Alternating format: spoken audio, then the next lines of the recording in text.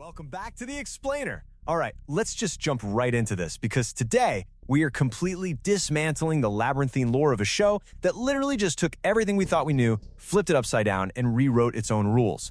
If you've been following From, you already know it's an absolute masterclass in tension.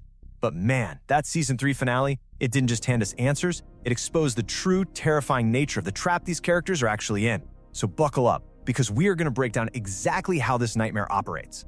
Now, I really want you to cast your mind back to that absolutely brutal closing moment of Season 3. You know the one. The very last thing Jim Matthews saw wasn't some creeping creature of the night.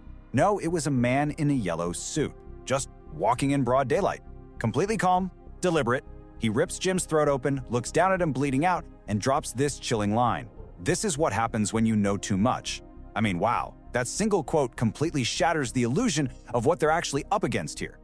And honestly, this brilliantly illustrates the heavy thematic blow the show just landed.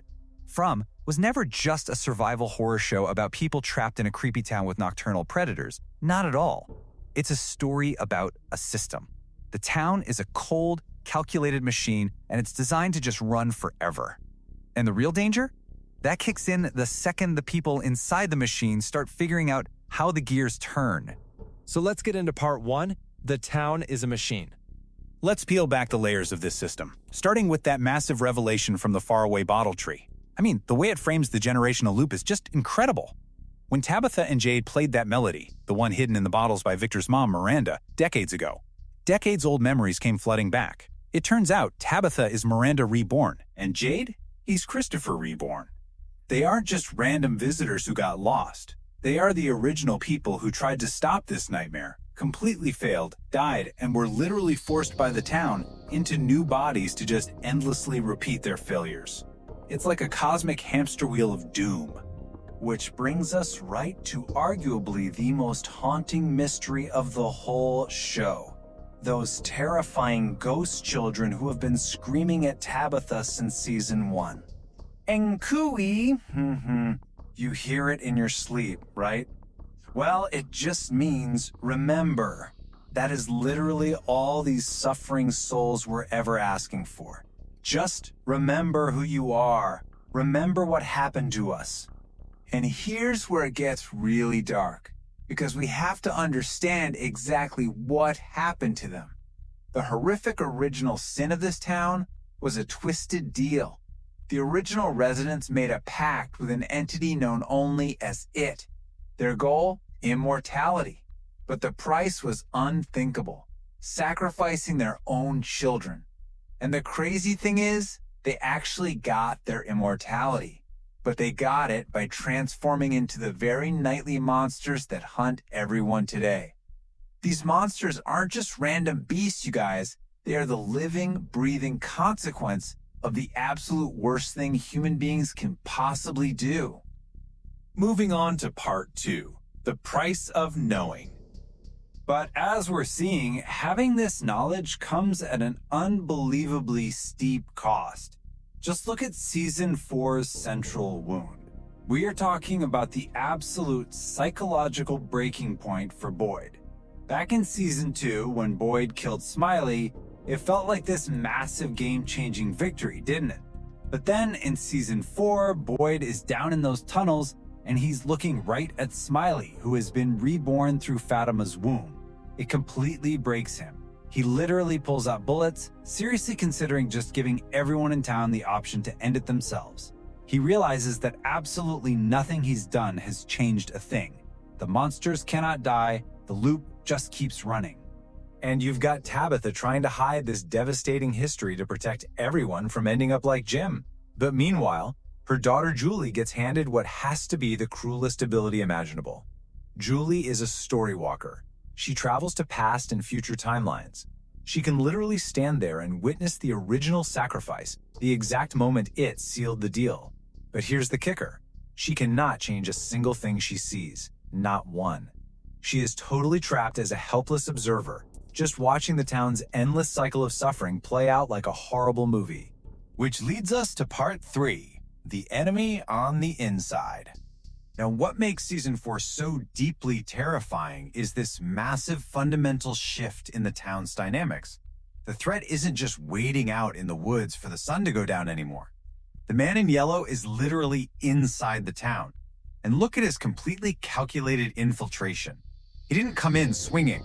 Instead, he physically shapeshifts into a young woman named Sophia after a car crash. He cries in Kenny's arms to build trust. He casually pumps a broken Boyd for exact details on how the town works, just like he told the dying pastor, making them tear themselves apart from the inside. That's his favorite part. Gives you chills, right?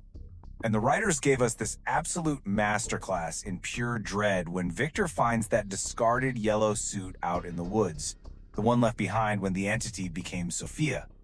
Victor just completely freezes in sheer terror, and we feel it too, because out of every single person in that town, Victor knows exactly what that entity represents and the absolute carnage it brings with it. All right, part 4, the burden of survival. So, let's take a second to map out our key characters and look at the immense burdens they're carrying and exactly how the man in yellow is setting up to exploit them. First, you've got Victor, who's hauling around over 40 years of trauma as the sole survivor of Christopher's massacre. Then there's Jade. Since he's Christopher reborn, his past memories are flooding back, which means he might walk right into the exact same trap with that incredibly creepy ventriloquist doll Jasper. Meanwhile, Sara is hearing voices again, and wouldn't you know it, Sophia, the man in yellow, just moved into her house, essentially hijacking her open psychic channel. And finally, Ethan. His mission to find the Lake of Tears is absolutely critical, because that lake could be the threshold, the main gateway to the accumulated memories of every single cycle. That brings us to part 5, the theories that hold. So, with the deck stacked this heavily against them, how in the world do they beat this machine? Well, let's dive into the strongest theory circulating in the community right now. What if the town's physical laws aren't actually physical at all? What if they're literally just story rules that are sustained entirely by the faith of the people trapped inside? Okay, let's actually look at the evidence for this. The talismans, they only work inside enclosed spaces. That's a rule of perception, right? The monsters always walk, they never run, and they love to play games. Those are classic story rules. And crucially, think back to Jim. He explicitly says, all we have in this place is what we believe. And where does he say it? Right in front of Sophia. The entity intentionally heard him say this. This heavily suggests that the true way out isn't finding some physical door in the woods. It might actually be a collective refusal to believe in the loop anymore. If they simply stop believing in the rules, the machine breaks. And that brings us to our second major theory, which revolves around Randall and his deeply unsettling connection to the man in yellow. The evidence pointing to this is just chilling. Think about it. Randall was possessed by the music box monster in Season 2. He actively hears cicadas, which are a universal symbol of rebirth. When the monsters literally had him dead to rights, they just spared him. And take a good look at his facial scar. It directly mirrors the scar on the man in yellow. If the man in yellow was actually once human, maybe a past resident who made his own twisted deal, then Randall might literally be staring at his ultimate tragic destiny. He might just be the next iteration of the system's enforcer. Wild, right? Let's head into part 6, breaking the final loop. So, as we look ahead to Season 5, which we know is confirmed to be the final season, the creators have a massive, definitive ending to deliver. They aren't just making this up as they go, they have a clear destination. Here is the absolute endgame checklist for the finale to succeed. 1, they have to break this generational machine once and for all. 2, they absolutely must free those murdered ghost children, because resolving their profound moral suffering is the true heart of this story. 3, they've got to give Boyd some semblance of peace after putting him through the absolute ringer. And finally, they have to peel back the curtain and show us the true face and nature of it, the entity that's been pulling all the strings from day one. But despite all the darkness, here's why there's actually a lot of hope. Because of everything we've just covered, the dynamic has fundamentally shifted. Tabitha and Jade are remembering their past failures. Julie can see the timelines and spot exactly where previous attempts fell apart.